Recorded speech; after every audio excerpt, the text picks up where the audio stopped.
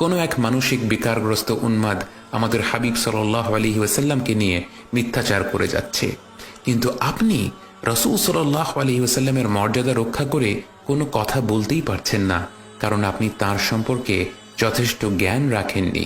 কিন্তু মুমিনের হৃদয় যে তার বিরুদ্ধে কটু কথা মেনে নিতে পারে না।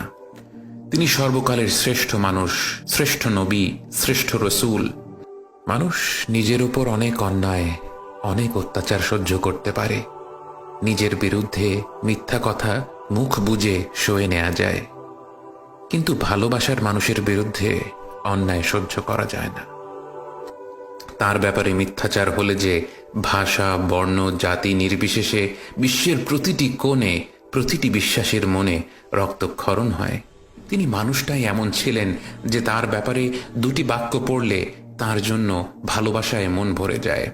এই মহা জগতের স্রষ্টার সবচেয়ে প্রিয় বান্দা, সৃষ্টি জগতের শ্রেষ্ঠ মানুষ, খাতেমুল আম্বিয়া হাবিবুল্লাহ রাসূল সাল্লাল্লাহু আলাইহি ওয়াসাল্লামের অবমাননা করার চেষ্টা করা হলে আমাদের মনের অবস্থা কেমন হয়?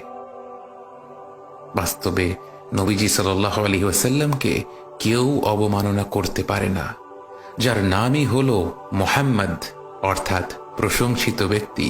তাকে কি করে মানুষ অপমান করবে? আজ বাক স্বাধীনতার নামে বিশ্বের বিভিন্ন প্রান্তে কি হচ্ছে আমাদের সকলেরই জানা। তারা বাক স্বাধীনতার অজুহাত দিয়ে যতই তার ব্যাপারে মিথ্যা রটাবে, আমরা তত বেশি আমাদের বাক স্বাধীনতা প্রয়োগ করে তার ব্যাপারে সত্য ছড়িয়ে দেব।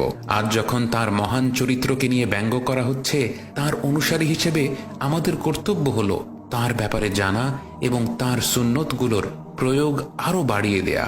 আমরা তার মহান চরিত্র গোটা বিশ্বের সামনে তুলে ধরব, লেখালেখির মাধ্যমে, ভিডিওর মাধ্যমে, পডকাস্টের মাধ্যমে, ব্লগের মাধ্যমে, খুতবাতে, হালাকাতে, মসজিদে, মজলিসে, ঘরে ও কর্মস্থলে, পথে ঘাটে, দিনে ও রাতে আমরা দেখিয়ে দেব আমার রাসূল সাল্লাল্লাহু আলাইহি ওয়াসাল্লামের বিরুদ্ধে একটা মিথ্যা রটানো হলে বিশ্বের প্রতিটি কোণে কোটি কোটি মানুষ উচ্চ স্বরে তার গুণগান গাইবে, সত্য তুলে ধরবে।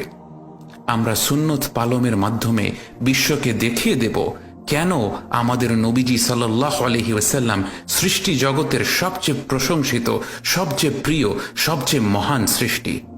আল্লাহ যেন আমাদের সবাইকে রাসূল সাল্লাল্লাহু আলাইহি ওয়াসাল্লামের মর্যাদার খেদমত করার সুযোগ দেন। আল্লাহুম্মা সাল্লি ওয়া সাল্লিম আলা নবিয়িনা মুহাম্মদ ওয়া আলা আলি মুহাম্মদ।